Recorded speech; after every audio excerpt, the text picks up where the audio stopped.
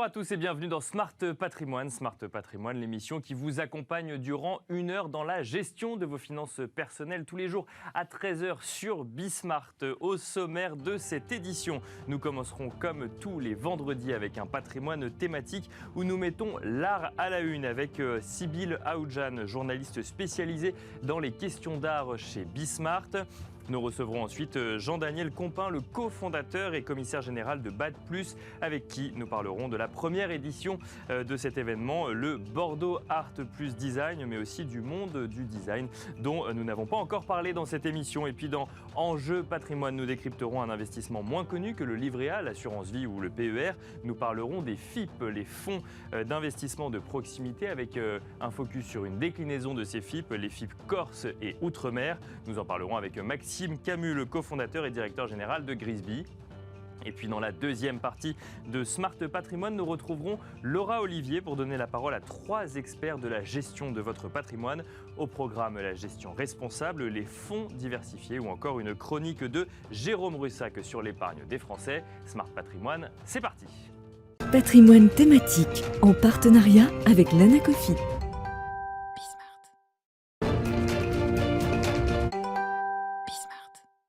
Et on commence donc avec patrimoine thématique. Un patrimoine thématique, je le disais en introduction, consacré tous les vendredis au monde de l'art. On essaye avec Sybille Aoudjan, journaliste spécialisée sur les questions d'art au sein de Bismart, de mettre l'art à la une. Bonjour Sybille. Bonjour Nicolas. Bienvenue sur ce plateau. Alors, par quoi commence-t-on pour parler de cette semaine dans le monde de l'art ? Alors cette semaine a été publié le rapport Deloitte Art and Finance qui analyse toute l'année 2020. Alors pour eux déjà, les richesses sont là et cela va sûrement se retrouver dans le monde de l'art. Après on a bien sûr les grandes lignes habituelles dont on traite depuis le début de cette rentrée. Le marché qui se tourne vers l'Est, l'Asie qui représente 22% des revenus des ventes aux enchères. Et puis bien sûr les 3 grandes maisons, Sotheby's, Christie's, Philips, qui cumulent des revenus inégalés, plus d'1 milliard de dollars. Et puis l'année 2021 est très bien partie pour eux. Et puis aussi tout un chapitre sur les NFT, ce nouveau terrain de jeu du monde de l'art qui prend de plus en plus d'ampleur. Bien sûr, qui n'en parle pas des NFT en 2021. Donc ça, c'est les grandes lignes habituelles de la rentrée auxquelles vous nous avez habitués, puisqu'on en a déjà parlé dans cette émission. Qu'est-ce qu'on a pu apprendre de plus dans ce rapport ? Alors Deloitte analyse surtout les 10 dernières années. Ils remarquent surtout des évolutions de mentalité. C'est la perception des investisseurs sur l'art qui change. Pour eux, c'est une vraie source de revenus, un facteur important pour mieux gérer sa fortune. 85% des gestionnaires de patrimoine pensent que ce secteur est à faire fructifier, alors qu'en 2014, ils étaient seulement 50% à penser cela. Pour eux, il faut diversifier ses actifs. L'art permet d'avoir de nouvelles opportunités d'investissement. Alors, ils développent de nouveaux services de conseil, d'évaluation, aussi de gestion de collection. Puis, ils développent aussi des prêts garantis par des œuvres d'art. Toutes ces tendances vont aller en s'accélérant parce que la jeune génération est de plus en plus intéressée par l'art en tant qu'investissement. Quand on leur demande pourquoi vous achetez de l'art, alors le retour sur investissement est primordial pour eux. Ils répondent cela à 64%. Et c'est moins important pour les plus de 35 ans. En tout cas, ils sont 30% à l'admettre. Et alors, on va parler d'une autre nouvelle à présent qui va beaucoup plaire aux amateurs du Jurassique. On parle d'un dinosaure géant cette semaine. Voilà, c'était une vente exceptionnelle, un record pour la place de Paris. C'est le dinosaure géant Big John. Il a été adjugé pour plus de 6 millions d'euros. Alors, c'est l'un des plus grands squelettes de Triceratops connus. Il est même dans le Guinness World of Records. Il est vieux de 66 millions d'années. Il a été vendu par l'hôtel Drouot pour plus de 4 fois son prix, son estimation haute, qui était à 1,5 million d'euros. Effectivement, il est en très bon état. Alors l'acheteur est américain, donc ce Triceratops retourne sur ses territoires d'origine. Pour le commissaire-priseur de la vente, Alexandre Giquello, cela montre que c'est un marché qui privilégie les pièces d'exception à provenance irréprochable. Mais alors, ce record n'égale pas, bien sûr, le record mondial qui est celui du Stan le T-Rex, qui a été vendu pour 31,8 millions de dollars aux enchères en 2020 à Christie's à New York. Ce serait intéressant de savoir qui donne les noms des dinosaures. On pourrait en parler dans une chronique. On va parler à présent de restitution. C'est un sujet que vous aviez abordé il y a quelques semaines lors de l'exposition Parcours des mondes. Voilà, en fait, donc au Quai Branly, en ce moment même, a lieu l'exposition des 26 œuvres qui retourneront au Bénin. Ce sont des statuettes, des trônes, des objets royaux, un butin de guerre par les troupes françaises lors du sac du palais d'Abomey en 1892. Alors le sujet des restitutions a été remis sur la table par Emmanuel Macron en 2017 lors d'un discours au Burkina Faso. Il annonçait sa volonté de restituer les œuvres au patrimoine africain. Plus exactement, il disait « Le patrimoine africain doit pouvoir être exposé en Afrique ». Alors, les sujets des restitutions fait un petit peu grincer les dents du Sénat en ce moment parce que normalement, une restitution doit être validée, approuvée par le Parlement en vertu de l'inaliénabilité des collections acquises par des musées. C'est-à-dire que c'est l'impossibilité de vendre des biens conservés par des établissements culturels nationaux.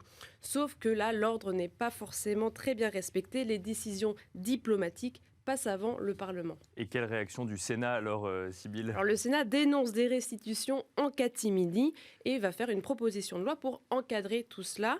Il propose un conseil national de réflexion sur la circulation et le retour de biens culturels extra-européens. Tout cela serait mené par une instance de 12 membres qui pourrait être saisie par des États étrangers s'ils en font la réclamation.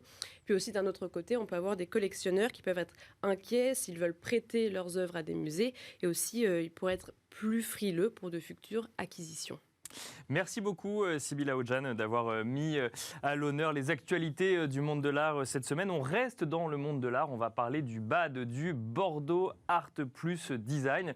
Et pour cela, nous avons le plaisir de recevoir en plateau Jean-Daniel Compin. Bonjour Jean-Daniel Compin. Bonjour. Bienvenue sur ce plateau. Vous êtes le cofondateur et commissaire général de BAD+, donc Bordeaux Art Plus Design. Vous avez été avant, je le rappelle rapidement, directeur général du pôle culture, luxe et loisirs du groupe RID pendant 20 ans. Donc une expérience dans l'organisation d'événements ou d'expositions.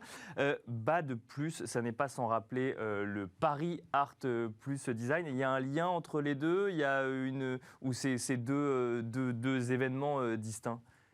Alors d'abord, il n'y a aucun lien. Je connais bien le PAD, évidemment. Il n'y a aucun lien. La première différence, déjà, c'est que ce n'est pas à Paris. D'accord, c'est à Bordeaux, comme son nom l'indique. C'est à Bordeaux, comme son nom l'indique. La deuxième, c'est qu'on ne couvre pas tout à fait les mêmes secteurs, on n'a pas tout à fait la même approche. Par exemple, je pense qu'a priori, il n'y aura pas d'art premier, comme il y a au PAD. Et l'objet de BAD, c'est d'avoir une ouverture sur plus de jeunes artistes, d'artistes émergents, y compris dans le design. Alors, je vois que vous parlez beaucoup du design, mais le design qui sera présent, bien sûr, à Bordeaux, sinon on ne l'aurait pas mis, ne sera pas la partie la plus importante. Et puis après, il faut se mettre d'accord sur ce qu'on entend par design. Il y a le design historique, le design contemporain, etc. Ça, c'est encore un autre débat, mais c'est un secteur que je connais relativement bien, bien que ce ne soit pas mon métier. Pour ça, j'ai un comité de pilotage avec une directrice artistique, mais je le connais bien parce qu'on a été les premiers à la FIAC avec Jennifer Flay à lancer un secteur design dans une foire d'art. D'accord. Et les premiers. Et des grandes galeries de design historique, il n'y en a pas tant que ça. Et la plupart sont françaises du reste, on peut être assez fier de ça, et il y a beaucoup de grands designers français, pas que bien sûr. Donc ce ne sera pas la plus grosse partie de BAD+, mais il était quand même important qu'il y ait une partie design dans ce salon. Mais bien sûr, parce que c'est aujourd'hui, il y a une appétence pour le design sur le marché de l'art, et on le voit partout, sur le marché, sur les foires, etc. Aujourd'hui, le design est vraiment considéré comme une démarche artistique, que ce soit une œuvre unique ou pas du reste. Mais aujourd'hui, vous avez beaucoup de collectionneurs qui sont des collectionneurs qui achètent de la peinture, de la sculpture, etc., qui achètent aussi du design, parce qu'il y a des objets qui sont vraiment des œuvres d'art. Mais c'est une tendance qui est assez récente, c'est pas si vieux que ça. Et par rapport à PAD, donc ça c'est un salon qui a presque 25 ans d'histoire. Là, vous créez un nouveau salon. Qu'est-ce qu'on apporte aujourd'hui quand on crée une nouvelle foire? Qu'est-ce qui est différent pour s'adapter, bien sûr, à la nouvelle génération Alors ça, c'est une très bonne question que, évidemment, tout le monde nous pose, parce qu'il faut quand même savoir que sur le marché de l'art, il y a plus de 300 salons dans le monde. Donc il y en a, selon moi, avec le recul, au moins 200 qui servent à rien. Donc on pourrait me reprocher, et c'est une question auquel j'ai déjà eu droit, pourquoi un salon de plus? Bon, la réponse, elle est relativement simple, c'est que de plus en plus aujourd'hui, et je connais beaucoup de collectionneurs évidemment, de plus en plus les grandes foires bougeront pas à condition qu'elles évoluent. Et quand je parle des grandes foires, c'est FIAC, Art Basel, Frieze, etc. Bon. En revanche, faire des foires en région, ça a un intérêt limité. Sauf, et c'est ce que nous allons faire, sauf si vous en faites une foire internationale. Et c'est la raison pour laquelle on est à Bordeaux. C'est pas parce que je suis bordelais. Je regarde la faisabilité du projet avant tout. Mais connaissant bien Bordeaux, Bordeaux est, après Paris, la seule grande ville française connue dans le monde entier. Tous les week-ends, vous avez des jets privés qui arrivent avec des Américains, des Allemands, des Italiens, etc., qui viennent acheter du vin. Oui, c'est ce que j'allais dire, c'est pas forcément connu pour le monde de l'art, pour le coup. C'est connu plus pour le monde viticole. Oui, sauf que c'est en train de changer. Et ça, parce que, pour vous donner un exemple, le CAPC à Bordeaux, qui est un centre d'art contemporain, a été un des premiers à être créé en France avec Villeurbanne, et il va y avoir 50 ans. Donc l'art contemporain à Bordeaux est très présent. Et les galeristes, et notamment les grands, savent très bien qui sont les grands collectionneurs à Bordeaux. Moi, je les connais aussi, bien sûr. Quand vous allez dans des grandes propriétés, je ne vais pas citer de nom pour ne pas me fâcher avec qui que ce soit, bien sûr. Mais les collections que vous voyez dans les vignes, l'art dans les vignes, c'est un thème qu'on a repris du reste dans notre Pourbade, c'est extraordinaire. Et il y a un potentiel, et certains d'entre eux que je connais bien me disent, en fait, c'est une capacité d'attraction. Les gens viennent pour voir nos collections, et en repartant, souvent, ils achètent du vin. Bon, il faut savoir qu'il y a 131 grands crus classés à Bordeaux, donc qui ont certains moyens, et vous avez à peu près 7000 propriétés qui sont tous des clients potentiels. Et pour vous, les territoires, en tout cas, il y a beaucoup de potentialités dans les territoires pour pouvoir diversifier les foires et faire de Paris, que ce soit moins centralisé en tout cas. Mais c'est ce qui est en train de se passer, hein. C'est ce qui est en train de se passer. Alors après, faut avoir vraiment une différence, et puis il faut être capable aussi de démontrer qu'il y a un potentiel. Comment on peut marquer la différence ? La différence, c'est dans l'approche qu'on peut avoir. Déjà, nous, le thème qui a été choisi par les directrices artistiques, c'est l'axe de la modernité. La modernité, elle a démarré dans l'art. Elle a démarré quand ? Elle a démarré à l'ère industrielle, avec l'art nouveau, l'art déco. Donc, on couvre cette période jusqu'au design contemporain. Ce qui me paraît plus intéressant aujourd'hui, c'est plus le design contemporain que le design historique, qui est déjà très couvert, connu, etc. Justement, et très cher. Qu'est-ce qu'on peut donner comme limite au design? Parce que c'est vrai qu'on peut penser à plein de choses. Tout meuble en soi peut être du design. Qu'est-ce qui est... Oui, non, on fait pas le salon. Je suis un petit peu provocatrice. Mais... Non, mais ça ne me gêne pas. Non, mais on ne fait pas le salon du meuble. C'est ça votre question. Je voulais avoir votre point de vue, du coup. Non, mais alors d'abord, il faut savoir que les galeries qui seront présentes à Bade sont sélectionnées par le comité. D'accord ? Auquel je ne participe pas. Je n'ai pas cette légitimité, moi, artistique, pour dire ça c'est bien, ça c'est pas bien. Je peux avoir un avis, mais je n'interviens pas là-dessus.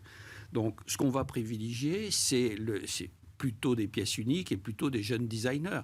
Mais vous pouvez avoir, et ça a été le cas dans le design historique aussi, des pièces qui ont été éditées à 5 exemplaires. Et qui ont été vendus à des prix totalement astronomiques. Ça veut dire que le design, c'est pas forcément un objet unique, ça peut être créé en série, être considéré quand même... Non, pas en série, mais en plusieurs exemplaires. Non, d'accord. Ouais. Ça peut être créé en plusieurs exemplaires, mais c'est pas forcément ce qui va nous intéresser le plus. D'accord. On cherche quand même l'unicité de l'œuvre. Bien sûr. Et aujourd'hui, vous avez voulu saisir quand même l'explosion du design. C'est quand même des ventes qui se font très bien en ce moment.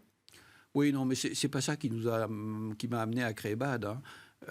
Ça n'est qu'un segment de marché, certes intéressant, mais les chiffres que vous rappeliez tout à l'heure, que je connais et qui sont aussi dans le rapport d'Art Basel, quand vous regardez les volumes, si on ne s'intéressait qu'au design à Bordeaux, Je pense que ça serait prendre un énorme risque, et ce qu'on ne fera pas du reste. En revanche, qu'il y ait une partie design qui fait pour nous partie de l'art contemporain, oui, mais c'est pas là-dessus qu'on mettra l'accent. Vous savez, les collectionneurs, quand vous discutez avec eux, ils vont d'une façon moins systématique aujourd'hui pour des raisons qu'on connaît, de pandémie, etc. Mais aujourd'hui, ils sont un peu lassés, ce qu'on a appelé la faire fatigue, qui, à mon avis, va disparaître un peu à condition qu'on soit un peu novateur dans la manière de faire les salons. Quand vous discutez avec les collectionneurs, ce qui les intéresse, c'est de découvrir de nouveaux artistes. Et ils étaient lassés des œuvres qu'ils voyaient, l'affaire fatigue, c'était... Non, c'est pas tellement ça, c'est que moi évidemment, j'ai regardé quand vous prenez les trois grandes marques, en gros, ça représente à peu près 1500 galeries. Vous retrouvez quasiment toujours les mêmes. Oui. Ah, quel que soit d'accord. Voilà. Donc, quelle que soit l'exposition. En plus, parfois, il y a des œuvres qui n'ont pas été vendues à la foire précédente qui sont servies, etc. Bon, ceci dit, ça reste des rendez-vous extrêmement importants pour les collectionneurs et pour les institutions. Ça, c'est une certitude. Donc, comment on fait pour se démarquer alors par rapport à ça ? En ayant une approche plus basée sur la découverte avec des galeries. Moi, si je vais prendre, je vais pas citer de nom, mais si des grandes galeries parisiennes que je connais très bien veulent venir à Bordeaux, dont 3 que je connais particulièrement bien, qui fournissent les grands collectionneurs bordelais, je vais pas leur dire non. Ce qui nous intéresse plus, c'est d'avoir des niveaux comme ça, mais aussi avoir de jeunes galeries de taille intermédiaire. Et il y a de très très bonnes galeries en France. Nous, on couvre l'Europe, parce que je ne me fais pas d'illusions, en 2022, on ne fera pas déplacer le monde entier encore. Ça va prendre un peu de temps, etc. Donc, l'idée, c'est déjà d'avoir notamment pas mal de galeries espagnoles, parce qu'il y a des relations très particulières entre Bordeaux et l'Espagne, d'avoir des institutions espagnoles, etc. Et donc, cette notion de découverte, elle est très importante. Elle est très importante parce que c'est ça qui fera venir les collectionneurs. Plus... ce qu'on va faire, et c'est ce que j'ai expliqué à mes amis bordelais au début, je leur ai dit, moi je ne ferai quelque chose à Bordeaux que si on reprend le triptyque de la FIAC qui a fait qu'on l'a redressé, c'est-à-dire la qualité du contenu, l'art dans la ville et l'art dans les vignes. Et hors les murs, vous voulez dire ? Oui, hors les murs. Oui. Mais je n'allais pas reprendre l'expression que tout le monde a pris aujourd'hui, on peut changer. Et puis entrevue, qui est l'équivalent du parcours privé. Et pour ça, on a la chance d'avoir un soutien incroyable, et de la mairie, et des grandes institutions bordelaises, qui font partie de notre comité d'honneur, du reste, et avec qui on travaille en permanence. Et à ce degré-là, ça ne m'était jamais arrivé. Donc c'est quand même très encourageant. Plus les châteaux avec qui dans lesquels on va faire des dîners, des brunchs, etc. Et c'est ça qui va faire venir les collectionneurs étrangers. Eh ben, on vous le souhaite. En tout cas, Jean-Daniel Compin, je rappelle que vous êtes le cofondateur et commissaire général de BAD+, donc Bordeaux Art Plus Design. Merci d'être venu. Merci à vous de m'avoir reçu. Merci également Sybille Aoudjan pour l'art à la une du coup et cette mise en valeur du monde de l'art comme tous les vendredis dans Smart Patrimoine. Et quant à nous, on se retrouve tout de suite dans Enjeu Patrimoine.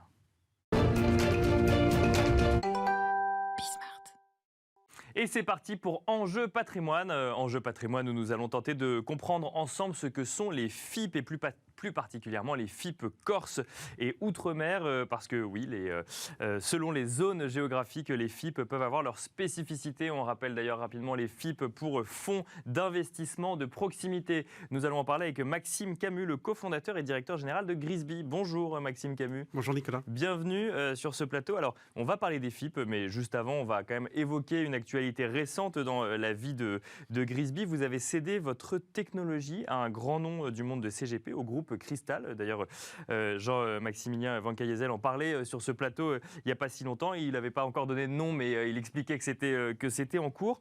C'est très récent. Pourquoi ce choix de céder la technologie que vous aviez à un grand nom du monde des CGP ?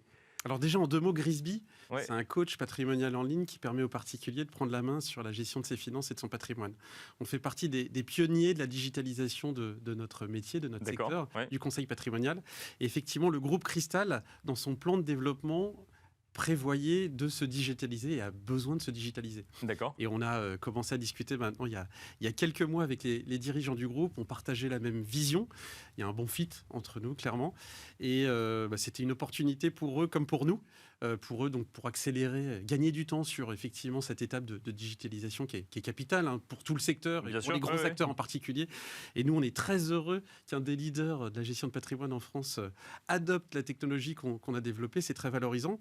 Et puis pour nous, c'est une belle opportunité aussi parce que ça nous permet de se focaliser sur le développement de Grisby, de notre activité de conseil patrimonial, en ayant des moyens supplémentaires. Alors, parce que justement, Jean-Maximilien Van Caysiel disait sur ce plateau qu'il s'était rendu compte, mais comme d'autres, qu'avec les différents confinements, les épargnants étaient prêts en fait, à choisir des produits financiers en ligne ou à gérer en tout cas leur épargne en ligne. Un mot sur la technologie, du coup, puisque c'est la technologie qui a été cédée au groupe Cristal. Ça veut dire quoi? Ça veut dire que ça va conseiller automatiquement des investissements en fonction du profil des épargnants et en fonction des informations qui vont rentrer sur la technologie Grisby, c'est ça? Exactement. Grâce à cette technologie Grisby, l'utilisateur peut agréger l'intégralité de son patrimoine, ses actifs financiers, immobiliers alternatifs, disposer de diagnostics sur les différentes thématiques patrimoniales, des simulateurs également pour se projeter ou pour identifier des pistes d'optimisation. Et puis ça va également sur la souscription en ligne. D'accord. Donc ça c'est ce que peut voir l'utilisateur, le client de cette technologie. Et puis derrière, on a développé également une technologie dédiée aux conseillers pour être plus performant dans la gestion de sa relation avec ses prospects et ses clients, et qui gère également tout l'aspect réglementaire qui, comme vous le savez, peut être assez lourd pour les CGP. Oui, et très lourd, et c'est une contrainte aujourd'hui pour beaucoup de CGP. Nous, le fait de l'avoir digitalisé, c'est un vrai plus. Ça permet vraiment de passer le plus de temps possible sur la phase d'accompagnement et de conseil du client, et vraiment donc sur l'activité à valeur ajoutée. Et les conseils sont automatisés, ou il y a des CGP derrière qui disent là, vous pourriez investir en immobilier, ou là plus en SCPI, ou là plus en private equity? Alors ça, c'est une activité qu'on fait depuis 5 ans. Déjà, nous, on accompagne à distance nos clients à travers Grisby depuis 5 ans, et cette session ne change rien. Oui, bien sûr. Je parle de la technologie. Et cette technologie, en fait, ce qu'il faut comprendre, c'est que c'est une vraie complémentarité entre, d'un côté, une expérience en ligne, à travers la technologie que je viens de présenter en quelques mots, et puis derrière, l'accompagnement par un humain, un expert, un conseiller patrimonial. Et c'est cette complémentarité qui est très appréciée, et c'est cette vision qu'on partage également avec le groupe Cristal. L'humain, l'expert, reste au centre de la relation avec le client. On accompagne dans la durée nos clients, et effectivement, on est simplement aidé. C'est du conseil augmenté, si on peut l'appeler comme ça. On est aidé par la technologie pour être plus pertinent, plus performant et pour gagner du temps. Et l'expert se doit donc de connaître tous les investissements possibles quand on a un épargnant en face de soi. Et ça tombe bien, on vous a fait venir pour parler d'un investissement ou un placement qui n'est pas le plus connu, pas le plus communément utilisé. C'est déjà les FIP, les fonds d'investissement de proximité, mais alors plus précisément encore, les FIP Corse et d'outre-mer, qui sont un peu plus récents que les fonds d'investissement de proximité initiaux. Est-ce que vous avez déjà des épargnants qui viennent vous voir en vous disant « je veux investir en FIP » et si c'est le cas, comment est-ce que vous leur expliquez ce que c'est qu'un FIP Corse ou un FIP outre-mer? Alors déjà, pour revenir, le FIP, c'est effectivement plutôt un produit qu'on pourrait qualifier de niche. C'est effectivement pas un produit très grand public et qui ne s'adresse pas à tout le monde. Le FIP a été créé en 2003. Le FIP Corse, c'est plus récent, effectivement, existe depuis 2007. Et le FIP Outre-mer est à la disposition de tous les épargnants, en tout cas tous les résidents fiscaux français, depuis 2017. Donc effectivement, c'est assez récent, et notamment pour le FIP Outre-mer. Et c'est pour ça que ce n'est pas non plus très connu. Il y a quelques milliers en France de contribuables, d'investisseurs qui profitent de ces dispositifs chaque année. Le FIP, c'est un dispositif de private equity. Ça permet d'investir dans ce qu'on appelle les sociétés non cotées, et plus particulièrement des petites et moyennes entreprises régionales. D'où de proximité, finalement. Et c'est exactement ça. Et les FIP Corse ont été créés en 2007 parce qu'avant 2007, aucune PME corse, et c'est bien dommage, n'avait pu profiter de ce dispositif. Oui, parce qu'il y avait une histoire de région adjacente. On pouvait investir dans la région voisine ou dans sa région. Et puis, comme la Corse est entourée d'eau, on pouvait mécaniquement pas investir en Corse. Et c'est la même chose pour l'Outre-mer. Bien sûr. Pour effectivement les départements et collectivités d'Outre-mer. Donc il y a les FIP Corse qui ont été créés en 2007, les FIP Outre-mer également, avec une incitation fiscale un peu plus intéressante. Aujourd'hui, les FIP, pour y revenir, si j'investis dans un FIP, je bénéficie d'une réduction d'impôt de 25% du montant que j'investis. Avec un plafonnement, si je suis une personne seule, je ne peux pas investir plus de 12 000 euros. En couple, plus de 24 000 euros. C'est le cas pour les FIP, FIP Corse ou FIP Outre-mer. Les FIP Corse et Outre-mer, c'est la même réduction d'impôt, mais elle est supérieure à 25%. Elle est aujourd'hui de 30%. Donc voilà, si j'investis avant le 31 décembre de cette année, je pourrais bénéficier sur mon impôt sur le revenu de l'année prochaine d'une réduction de 30% du montant que j'aurais investi. Et comment on l'explique ça? C'est parce que pour inciter à aller investir plutôt en Corse ou en Outre-mer, c'est ça? Exactement, parce que sinon, il y a une diversification qui peut être moindre en Corse en particulier que dans le reste de la métropole. Et c'est pour soutenir tout simplement les PME corse ou les PME d'outre-mer. C'est ça, parce que c'est l'objectif initial des fonds d'investissement de proximité, c'est d'aller investir dans des PME ou des très petites entreprises locales à côté de chez nous qui n'ont pas forcément accès à des capitaux, évidemment parce qu'elles ne sont pas cotées, donc elles n'ont pas accès à des capitaux en bourse, mais ça leur permet pour réorienter en fait une partie de cette épargne vers ces commerces de proximité. Oui, il y a effectivement des critères d'éligibilité pour bénéficier de ce dispositif. Les FIP doivent investir dans des PME qui réalisent moins de 50 millions d'euros de chiffre d'affaires et qui ont moins de 250 salariés. D'accord. Ce n'est pas forcément des très petites entreprises, bien sûr, mais c'est effectivement pas les grandes PME et encore moins les grandes entreprises. C'est le maillage local. C'est le seul critère à respecter aujourd'hui, c'est le nombre de salariés ou le niveau de chiffre d'affaires? Non, il y en a d'autres. Un en particulier, normalement, ce sont des entreprises, sauf cas exceptionnel, mais ça, on ne va pas le préciser, ce sont des entreprises qui doivent avoir moins de 8 ans. D'accord. Et alors, autre question sur les FIP Corse. Bon, on imagine que certains épargnants peuvent être passionnés de Corse et avoir envie d'investir qu'en Corse. Est-ce que quand je mets mon argent dans un FIP Corse, c'est intégralement investi dans des PME en Corse ou il y a une partie seulement qui est investie en Corse et le reste peut être investi ailleurs? Alors, il faut qu'il y ait à minima, pour le FIP Corse, 70% d'IFIP qui soient investis dans des PME corse. C'est un minimum, en général, que ce soit pour les FIP Corse ou les FIP Outre-mer, ça va au-delà, ça peut aller à 80, 90%, voire 100%, mais c'est à minima 70%. Le reste, en général, est placé sur des actifs monétaires, mais pas sur des PME d'autres localisations. D'accord, pour aller chercher un peu de garantie de capital quand même sur le reste, selon les stratégies des FIP. FIP Corse, FIP Outre-mer, même fonctionnement du coup, c'est juste la zone géographique qui change ou il y a des distinctions entre les deux? Non, le fonctionnement est équivalent. Après, ce qu'il faut avoir en tête, c'est que l'Outre-mer, un FIP ne peut pas être investi à plus de 25% sur un département ou une collectivité d'Outre-mer en particulier. D'accord. Donc il y a une diversification qui est un peu plus grande.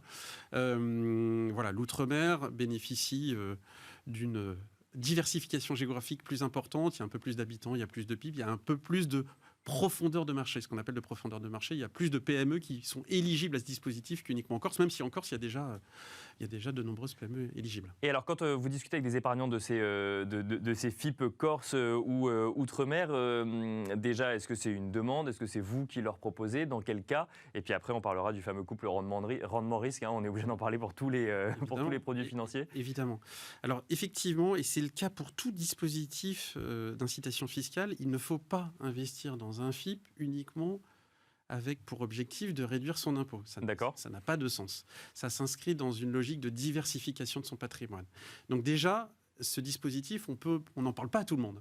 On parle uniquement de ce dispositif à ceux qui doivent diversifier, du coup. À ceux qui doivent ou qui peuvent diversifier, c'est-à-dire qui ont déjà constitué un patrimoine, qui ont un impôt sur le revenu significatif et qui ont envie de prendre du risque. Parce qu'effectivement, c'est un actif, on y reviendra, mais qui est clairement risqué. D'accord. Okay. Donc ça ne s'adresse pas à tout le monde. Et puis après, c'est également un dispositif qui s'adresse à des particuliers qui veulent donner du sens à leurs investissements. Si j'investis dans un FIP Corse ou dans un FIP Outre-mer, ça s'accompagne d'une réflexion. J'ai envie de soutenir l'économie de la Corse ou de l'économie d'Outre-mer. Clairement, ça doit faire partie de la réflexion. On ne fait pas ça froidement. Donc, il faut pour réduire son impôt. Un attrait finalement quand même pour la Corse ou l'Outre-mer, ou en tout cas une envie de soutenir effectivement le maillage économique local. La plupart du temps, c'est ça. Et c'est bon de l'avoir, de bien comprendre. Il faut comprendre le produit. Et puis, il faut avoir effectivement cette envie de soutenir l'économie locale de ces régions. Très rapidement, il nous reste quelques secondes. Le couple rendement-risque, vous nous avez dit, c'est clairement risqué. Ça veut dire que derrière, il y a des rendements au rendez-vous? Oui, il y a des rendements au rendez-vous sur la partie risque, donc on est noté 7 sur 7. D'accord. Après, donc c'est clairement risqué. Oui, c'est clairement risqué. Après, on n'est pas sur des entreprises innovantes comme quand on investit dans travers un FCPI, mais néanmoins, c'est vraiment risqué. Il peut y avoir des participations qui disparaissent, et là, on ne récupère rien. Même s'il y a plusieurs entreprises dans lesquelles les FIP investissent, évidemment, ils diversifient à chaque fois, mais il y a une prise de risque qui est importante. D'accord. En termes de rendement, ça peut être effectivement intéressant. Ça s'appuie beaucoup sur l'avantage fiscal. fiscale. D'accord. Et puis derrière, on peut sortir en plus-value. Ce qui est intéressant, c'est au-delà sur la fiscalité, au-delà de la réduction d'impôt à l'entrée, sur les éventuelles plus-values, il y a une exonération de fiscalité à la sortie. Donc on supporte les prélèvements sociaux, mais on est exonéré de fiscalité à la sortie dans le cas d'éventuelles plus-values. D'accord. Il n'y a pas de garantie sur les plus-values, ni même sur la garantie du capital, évidemment. Mais c'est un produit de défiscalisation et en plus de diversification globalement. C'est ce qu'il faut retenir. C'est ce qu'il faut retenir. Merci beaucoup Maxime Camus, cofondateur et directeur général de Grisby, d'être venu nous présenter les FIP Corse et Outre-mer. Je vous dis à bientôt pour un nouveau décryptage. Quant à vous, je vous dis à tout de suite dans la deuxième partie de Smart Patrimoine.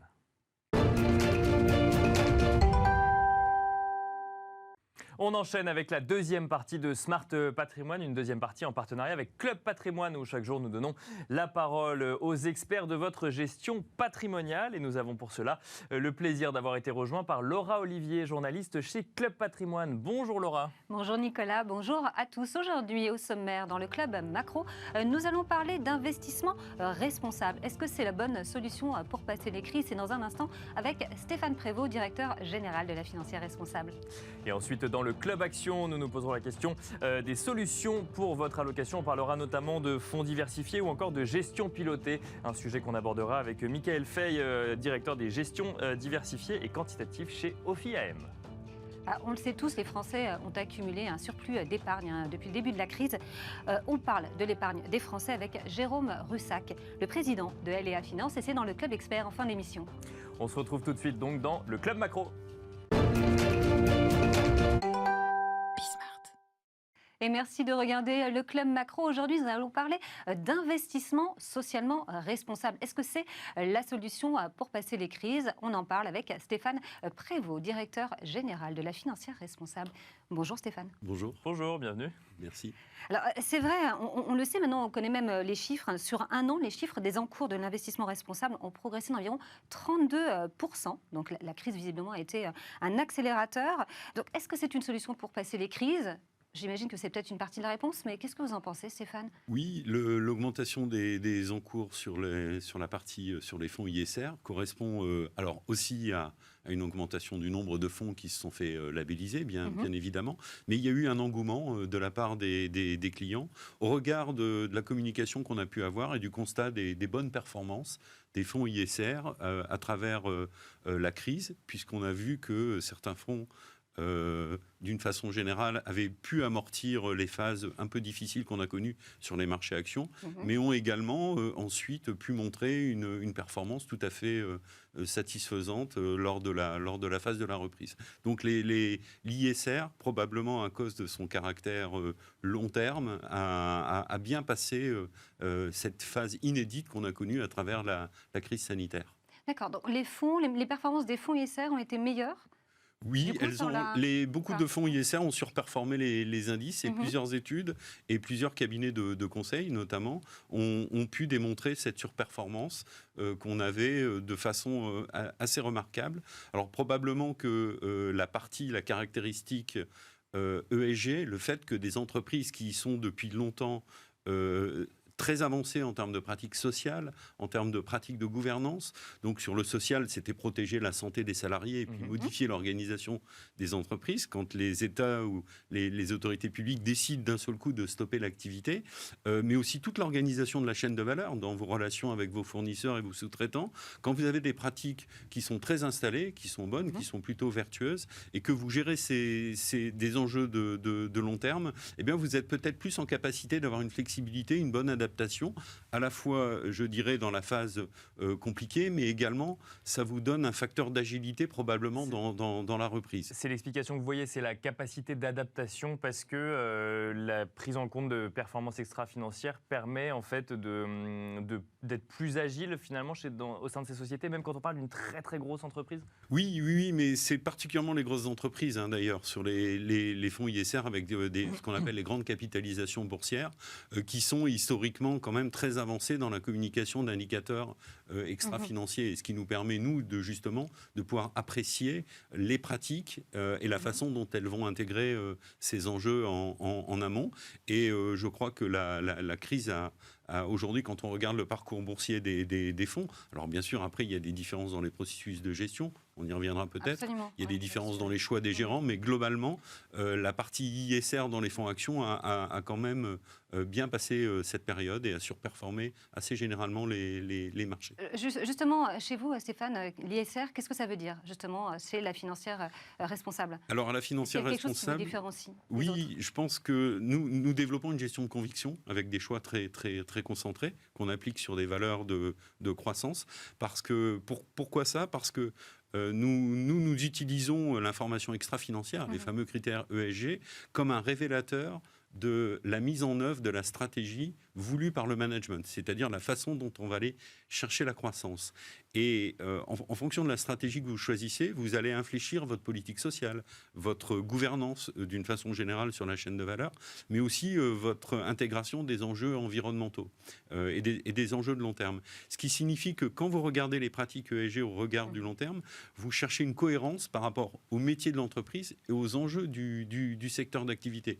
Donc en fin de compte, c'est un moyen de mieux connaître, de mieux appréhender le business model de l'entreprise, à la fois côté risque, mais également côté opportunité. Alors bien sûr, on ajoute à ça, et c'est là la valeur ajoutée de l'ISR, des critères d'exclusion, et puis l'engagement de l'entreprise par rapport au sujet qu'on a autour du développement durable. D'accord. Alors, en juin 2019, j'étais là lors de votre conférence de presse qui parlait du lancement, qui lançait LFR Inclusion Responsable. C'était votre nouvelle stratégie, justement, ISR à impact social. Donc là, on était sur le S. Ça correspond à quelque chose d'important chez vous? Parce que c'est vrai que généralement, on parle beaucoup plus du E. Ça, c'est quand même un fait. Et alors, vous aviez créé aussi un questionnaire. Vous aviez repéré 7 domaines d'action et vous l'avez envoyé à des entreprises cotées. Absolument. Je ne sais pas si ça a évolué depuis, vous me direz sur... Oui, non, mais vous avez raison de pointer cet événement chez nous qui correspondait à un événement très innovant. Je crois que la crise sanitaire a effectivement bien montré l'importance du S. On parlait beaucoup du E dans les fonds ESG, dans les fonds ISR, dans les fonds carbone, mais la crise sanitaire a vraiment révélé aux yeux des clients et des investisseurs toute l'importance et la nécessité de prêter une attention au S. Et LFR Inclusion Responsable, le fonds que vous évoquez, je vous expliquais que l'ESG était un facteur révélateur de la qualité des entreprises. Eh bien, nous utilisons la politique handicap et ce questionnaire autour exclusivement du handicap sur 70 points comme révélateur de la qualité de l'organisation de l'entreprise. Pourquoi? Parce que quand une entreprise s'intéresse à intégrer la différence que l'on a vis-à-vis des publics en situation de handicap, eh bien, elle travaille sur l'ouverture de sa culture d'entreprise et elle est obligée d'avoir une flexibilité, une souplesse, de modifier son organisation sur l'ergonomie des postes, mais aussi d'avoir une communication en interne. Et tout ça est une façon de dynamiser la culture d'entreprise, de favoriser de la flexibilité, de favoriser la créativité, et c'est un facteur de mobilisation extrêmement motivant pour les équipes. C'est intéressant comme approche, c'est-à-dire qu'au lieu de dire on a suffisamment de données extra-financières, donc en fait c'est bon, ça rentre dans les clous, on peut aller dans cette entreprise, ce que vous nous dites, c'est que cette donnée, il faut en faire quelque chose, et en fait vous allez l'interpréter pour la réintégrer dans la stratégie de l'entreprise. Exactement. Et dire ça nous donne en fait beaucoup d'indicateurs sur la façon dont l'entreprise gère sa stratégie, et évidemment ses salariés ou ses partenaires ou autres. Tout à fait. Et vous voyez bien qu'on n'a pas une expression directe dans les comptes financiers si on se limitait au regard de la comptabilité des résultats financiers de l'entreprise. On raterait quelque part tout ce qu'on peut constater de qualitatif dans l'entreprise. Donc l'ESG, c'est des indicateurs extra-financiers quantitatifs, mais c'est aussi du qualitatif. Et je crois que dans notre approche, la valeur ajoutée de la financière responsable, c'est justement d'être en capacité d'intégrer ces deux aspects. Et aujourd'hui, l'innovation que l'on a sur ce fonds d'inclusion de personnes en situation de handicap, c'est vraiment d'avoir une thèse d'investissement qui est construite en amont dans l'analyse des entreprises, sans découpler ça du métier ni des enjeux de développppement durable, de pouvoir mixer les deux et d'avoir une capacité à sélectionner des valeurs en la matière. Encore faut-il avoir la donnée. Justement, vous allez nous dire si c'est toujours les bons chiffres. Vous aviez envoyé un questionnaire à plusieurs entreprises cotées, donc 51 avaient répondu, 14 avaient refusé. Ça, c'est toujours les chiffres. Oui, ils ont beaucoup augmenté. C'est-à-dire que l'année dernière, la campagne d'envoi des questionnaires, on était sur 350 sociétés en Europe et on était à peu près sur 200 réponses reçues. On voit aussi que le fait de questionner, le pouvoir de la question, permet de faire avancer un certain nombre de sujets. Et on voit d'année en année, alors on a toujours des entreprises qui refusent de communiquer là-dessus, et c'est leur choix, mais on a de plus en plus de sociétés qui se mobilisent autour des sujets, et on voit les progrès qu'elles réalisent sur un certain nombre de sujets. Donc là, ce qui est très intéressant pour nous, c'est d'avoir une capacité à faire de l'engagement. Et je ne vous cache pas que nous réfléchissons et que nous travaillons beaucoup sur la notion d'impact, de voir comment on peut, à partir du moment où on a engagé un dialogue avec l'entreprise et qu'on constate qu'on peut avoir des progrès, voir si on peut évoluer et avancer pour montrer à nos clients que le fait de discuter des sujets très ouvertement dans une approche discrétionnaire et positif peut permettre de faire progresser un enjeu de société, là en l'occurrence l'emploi de personnes en situation de handicap. Oui, c'est ça. C'est sur les femmes aussi. Hein, je sais que vous aviez également, c'était dans le questionnaire, il y avait la différence de salaire homme-femme. Le taux de réponse était très décevant à l'époque, moins de 20%. Ça a bougé aussi. Oui, ça a augmenté légèrement, mais on est encore sur une page blanche à écrire. Et là, c'est dans ce sujet de diversité, d'égalité. Alors en France, on a une législation qui fait avancer les choses, donc ça bouge un petit peu plus vite. Mais on constate que dans les autres pays européens, c'est toujours encore un sujet sur lequel il y a beaucoup de progrès en termes de publication d'informations de la part des entreprises. Donc c'est vrai que vous l'aviez passé avec vos fonds, donc j'en ai regardé 2, vous étiez positif en 2020, donc ça a quand même bien progressé là en 2021, donc effectivement vous ne faisiez pas partie des fonds qui ont fini en négatif, donc la crise, vous l'aviez passée, c'est vrai, c'était quelque chose de plus ou moins tranquille pour vous, enfin tranquille c'est certainement pas le mot, financièrement en tout cas, pas de drame à noter. Là, aujourd'hui, si une nouvelle crise, pas qu'on soit sorti de celle-ci, se présente, à votre avis, qu'est-ce qui va pouvoir vous permettre, encore une fois, de vous distinguer et de ressortir avec des performances positives ? C'est vrai qu'en 2020, on a eu des performances positives pour un marché qui était à moins 4. En 2021, si je regarde sur un an glissant, on est à plus 32%, 32,8% sur l'FR Euro Développement Durable.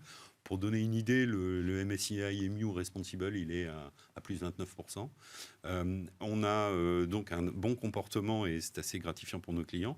Alors, les résultats sont bons, mais c'est vrai que ça n'a pas été tranquille. Ce qu'on essaye de faire, parce qu'effectivement, comme vous le soulignez, on n'est pas dans une situation de buy and hold, c'est-à-dire rendre des valeurs, mais on a une partie de gestion tactique. Cette performance, elle est aussi fonction du processus de gestion et des choix qui sont implémentés. Les choix implémentés, c'est à la fois une pilotage de la structure du portefeuille, mais c'est aussi des choix de thématiques.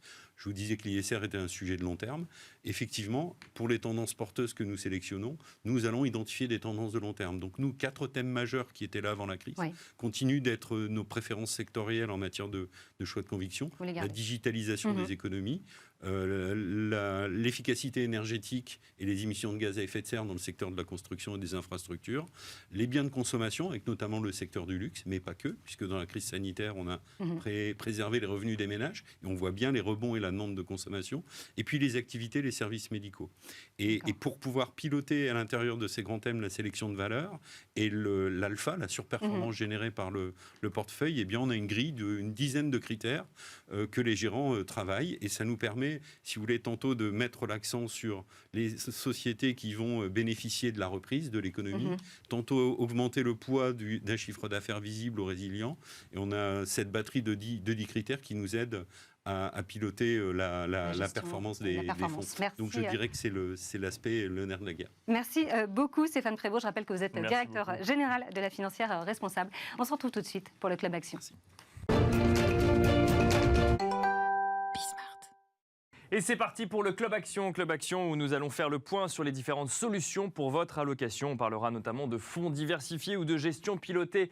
On en discute avec Michael Fay, directeur des gestions diversifiées et quantitatives chez OFIM. Bonjour Michael Fay. Bonjour Nicolas. Bonjour Laura. Alors je vous propose de commencer par le sujet de la diversification. Est-ce que vous constatez que la demande en matière de gestion diversifiée a évolué depuis ces dernières années ? Oui, indéniablement. C'est vrai que quand on regarde en fait l'évolution des encours, que ce soit sur les fonds diversifiés ou même la collecte qui a pu être faite sur les assurances vie ou les plans d'épargne retraite, suite en particulier à les évolutions de la loi Pacte, on voit qu'il y a un vrai intérêt sur justement la gestion diversifiée, les facteurs de diversification. Et on va dire que l'année dernière, on est la parfaite correspondance. On voit que l'évolution des marchés des actions a été très disparate, avec des marchés actions américains qui ont fait plus de 15% et des marchés européens qui ont fait 0%. Donc il faut pouvoir aller chercher la valeur sur différentes zones géographiques et différentes classes d'actifs. D'accord. Et qu'est-ce qui porte généralement les performances? C'est quelle classe d'actifs? C'est quelle zone géographique? Alors, ça va dépendre. Au niveau des classes d'actifs, historiquement et aujourd'hui, surtout dans un contexte de taux bas, ce sont les actions. Les obligations, hélas, ne jouent plus leur rôle d'actif refuge et leur rôle d'actif de rendement. Alors peut-être un peu plus aux États-Unis avec la légère tension en fait sur les taux qu'on a pu connaître ces derniers mois, mais ça joue plus sa classe d'actifs de rendement. Donc automatiquement, ce sont les actions qui vont principalement être le moteur de performance des allocations diversifiées.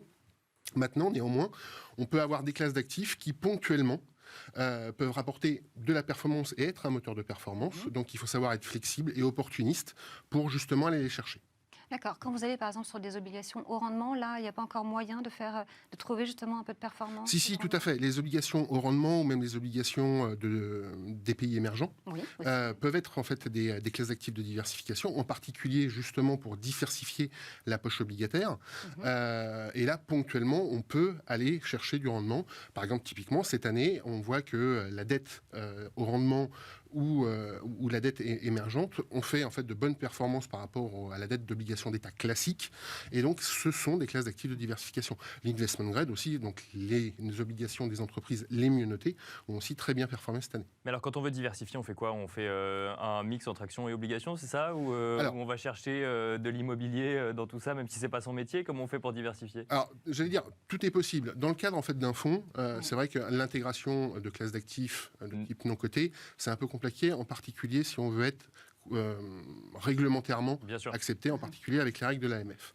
Donc à partir de là, on va avoir les deux classes d'actifs classiques, que sont les actions et les obligations, et on va aller diversifier, chercher des moteurs de performance, aussi bien sur les zones géographiques que sur les classes d'actifs. Et après, en fonction j'allais dire du contexte de marché, on va pouvoir substituer justement cette partie action ou cette partie obligataire vers d'autres classes d'actifs. Alors généralement, ce sont des classes zones géographiques, mais aussi voilà les entreprises, les obligations des entreprises, dites corporate, pour aller chercher justement un surcroît de rémunération. D'accord. Et vous faites donc de la gestion pilotée? Oui, alors on a en fait chez OFI depuis maintenant en fait quelques années auprès de nos partenaires assureurs et auprès de nos partenaires en conseiller en gestion de patrimoine, on offre la possibilité de faire de la gestion pilotée, en particulier pour l'assurance vie et les plans d'épargne retraite. Donc on va avoir, en fonction des profils de risque, justement une gestion diversifiée qui va être en adéquation justement avec ces profils. Parce que d'une part, on a d'un côté l'épargnant qui peut, en gestion libre, avoir l'opportunité de faire sa propre sélection et allocation, mais il faut avoir du temps, il faut avoir des connaissances. Et dans des marchés compliqués, justement, avec des actifs obligataires qui ne jouent pas leur rôle de rendement et de croissance, c'est un peu compliqué. Et d'autre part, on a des conseillers en gestion de patrimoine qui ont la problématique réglementaire de l'adéquation, justement, entre l'investissement et le profil de risque. Et là, au travers, justement, l'assurance vie et les plans d'épargne retraite qu'ils peuvent distribuer, on peut accompagner les assureurs dans ce cadre et dans cette mission. Vous avez un fonds OFI RS Multitrack, qui est un fonds international ISR investi en ETF, diversifié. Tout à fait. Donc ça, j'imagine, ça c'est le type de produit idéal pour diversifier. Il y a moins de frais aussi, là, comme c'est la gestion passive. Alors, il y a moins de frais et c'est le parfait mix par rapport à tout ce que je viens de dire. Donc, comme vous disiez, c'est un fonds diversifié, donc il peut aller sur les différentes classes d'actifs et les différentes zones géographiques. Donc ça, on va aller pouvoir chercher les différents moteurs de performance et les différentes opportunités sur le marché. C'est le premier point. Comme vous disiez, c'est un fonds qui est investi exclusivement en ETF. Donc ça va permettre, de réduire les coûts, et ça va permettre, aussi d'apporter beaucoup de lisibilité. Pourquoi ? Parce que quand on va chercher justement des classes d'actifs de diversification et des opportunités sur le marché à court terme, on peut difficilement demander à un gérant actif externe de faire de la surperformance sur du court terme. Donc justement, le fait de le faire en ETF va permettre d'apporter de la flexibilité, le fait d'y aller et d'apporter un message simple. Et en plus, il est labellisé ISR, donc c'est le premier fonds d'allocation internationale ETF labellisé ISR, parce que l'ensemble des sous-jacents que l'on sélectionne ont aussi le label ISR. Alors juste un petit mot, effectivement, quand on parle d'un fonds et que vous nous expliquez pourquoi vous êtes aussi convaincu par ce fonds, il faut quand même rappeler qu'il y a du risque quand on y investit, toujours. Tout à fait. Oui, tout à fait, il y a du risque. Le fonds est ce qu'on appelle un SRRI de 4, donc ce qui se retrouve légèrement au-dessus de la moyenne. Pour à ordre de grandeur, un fonds action, c'est un SRRI de 6. Un fonds euro, bien que normalement il n'y a pas de SRRI, donc cette mesure du risque, il a un SRRI normalement de 1. Donc vous voyez qu'on est à peu près dans la moyenne. Et c'est justement cette diversification, car il ne faut jamais l'oublier, la diversification permet d'ajuster le risque par rapport au rendement. Et donc c'est cette diversification qui nous permet d'avoir un SRRI de 4 et d'avoir un risque mesuré, malgré en fait la possibilité d'aller chercher le rendement sur les différentes classes d'actifs et zones géographiques. D'accord. En 2020, vous aviez fait presque 13% de performance. Comment c'est possible ça? Alors justement, c'est le facteur de la flexibilité et d'aller chercher en fait les opportunités. En 2020, on avait commencé l'année en étant relativement prudent. Ouais. Donc on avait autour d'un peu moins de 50% d'actions en fait en portefeuille, sachant qu'on peut varier entre 20 et 80. Et en mars, pendant la chute des marchés, quasiment mi-mars, nous avons pu en fait remettre sereinement du risque. Parce que flexibilité, souvent, je vais être très honnête avec vous, on pense souvent, quand les marchés vont baisser, on va être autour de 20%, et quand les marchés, on va être autour de 80%, quand les marchés vont monter, on va être autour de 80%. C'est surtout en fait un outil pour le manager, en fait, pour le gestionnaire de portefeuille, de gestion du risque. Pourquoi? Il n'y a rien de plus, stressant pour l'épargnant de se dire, je crois au marché action, donc j'en ai 60, 70%, le marché baisse. Déjà, on se prend une baisse sur la tendance essentielle, et de remettre en fait le gaz à fond, donc d'être à fond les ballons, à 80%, ça devient stressant parce que le marché peut continuer à baisser. On peut avoir une valorisation qui continue à baisser en fait d'autant plus. Le fait de savoir prendre ses profits, donc le fait justement d'être flexible, de savoir des fois être à 65, 70, de retourner à 50 en prenant les profits. La gestion du risque passe aussi par la gestion en fait de prise de profit, et c'est ce qui s'est passé l'année dernière. Nous avions pris nos profits en début d'année, nous étions revenus à 50. Quand le marché a baissé quasiment de 40%, on a repassé les curseurs autour de 65, de manière sereine, puisqu'il nous en restait encore 15 potentiellement si la baisse devait se perdurer. Et nos partenaires, que ce soit assureurs, CGP et épargnants, voilà, tout le monde était rassuré, et ça nous a permis au final d'avoir une performance quasiment en fait, de 13%, ce qui était bien au-dessus en fait, des performances des marchés actions de la zone euro, qui étaient proches de zéro.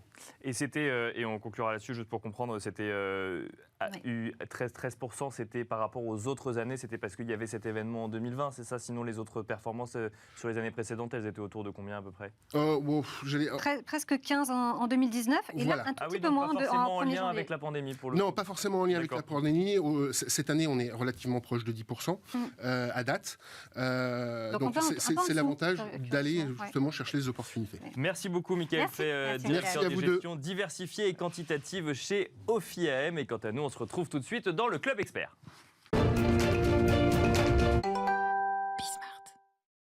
Vous regardez le Club Expert. Aujourd'hui, on va parler de l'épargne des Français avec Jérôme Russac, président de LEA Finance. Bonjour Jérôme. Bonjour. Bonjour Laura. Bienvenue. Bonjour Nicolas, merci. Alors c'est vrai qu'on le sait, les Français ont accumulé de l'épargne pendant la crise. Entre la fin du premier trimestre 2020 et la fin du premier trimestre 2021, le surplus d'épargne a été évalué à pas moins de 142 milliards d'euros par la Banque de France. Est-ce que c'est pour autant la fin des problèmes patrimoniaux des Français? Alors non, cette surépargne, à mon avis, ne doit pas masquer des problèmes qui sont de long terme pour l'épargne des Français. Et mon sujet d'aujourd'hui, c'est cette prise de conscience qui doit intervenir. Je communique beaucoup sur une forme de tenaille qui va venir enserrer les cadres français, les professions libérales, les chefs d'entreprise. Cette tenaille, ça va être quoi? Ça va être une pression par le haut avec moins d'accès aux prestations sociales, sans doute prestations de santé, à long terme des problèmes de retraite, et puis par le bas une augmentation des impôts, des taxes. Problème de retraite, ça veut dire qu'on va devoir partir encore plus tard que ce qu'on imaginait? Alors, en ce moment, on est plutôt sur 64. Moi, j'ai entendu Édouard Philippe parler de 67 ans. Je pense que pour les jeunes générations, on parlera sans doute de 70. J'espère pas plus. Oui.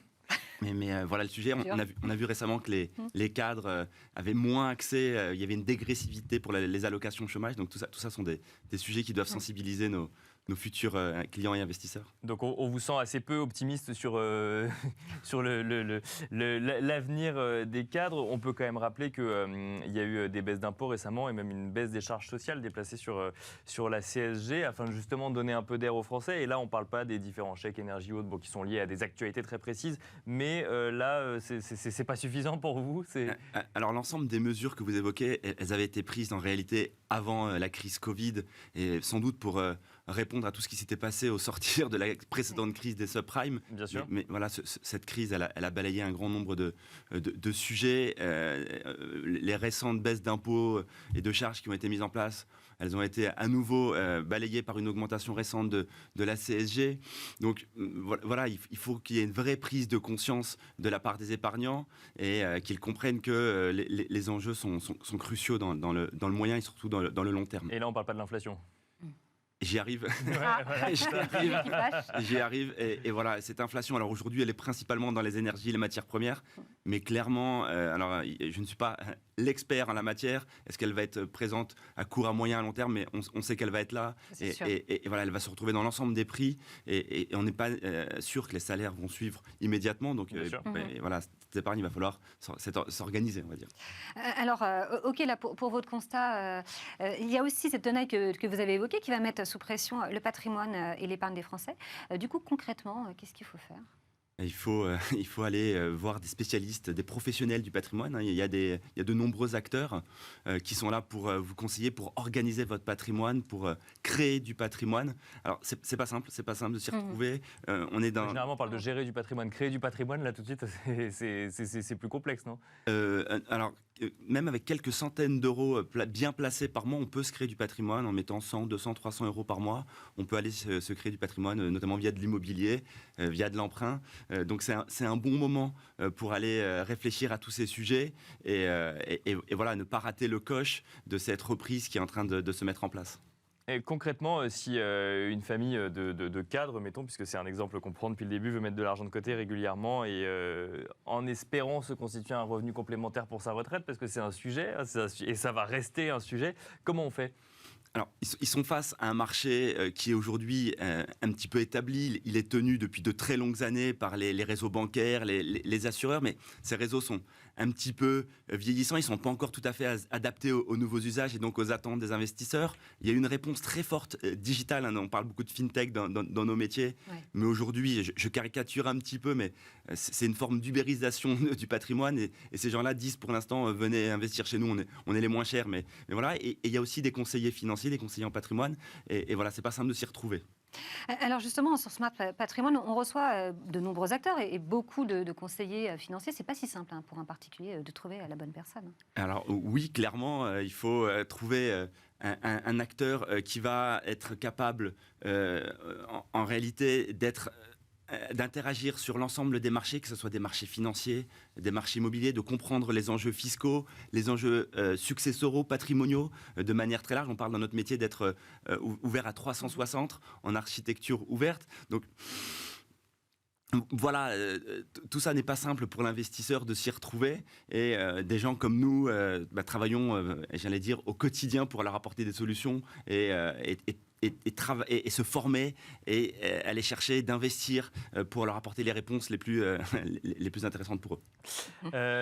Très rapidement, il reste qui afin de se sortir de cette tenaille à la française du coup le CGP, du coup, c'est ça? C'est ce que vous nous dites? Alors, pour être plus précis dans ce que je vous dis, voilà, il va falloir éviter l'acteur qui, lui, n'aura pas les moyens d'investir dans le long terme sur de la digitalisation, de maintenir... Donc le groupe plutôt ou le gros CGP? Alors, on évite l'acteur esselé qui a déjà sa clientèle et qui est débordé par tous ces sujets. Les grands groupes aujourd'hui, il y a une tendance, ils sont soit filiales de groupes bancaires, soit il y a des fonds de private equity qui ont investi chez eux et du coup ils vont avoir un modèle qui va être pressurisé, ils vont aller vers de l'industrialisation et donc ils vont sans doute perdre avec le temps en valeur ajoutée. Donc il reste des gens comme nous. Je dis souvent que nous sommes un petit peu comme le village gaulois d'Astérix au milieu de cet empire romain. On résiste et on est là pour apporter de la valeur ajoutée à nos investisseurs et trouver le meilleur dans ce monde. Merci Jérôme Russac. Je rappelle que vous êtes président de L&A Finance. Merci pour ce constat pas très optimiste quand même sur l'épargne des Français. Mais bon, il reste des solutions. Merci à vous également, Laura, de nous avoir accompagnés sur cette deuxième demi-heure de Smart Patrimoine. Merci à vous également de nous avoir suivis. Et je vous donne rendez-vous mardi prochain. Lundi étant férié, mardi prochain à partir de 13h sur Smart Patrimoine. Bon week-end.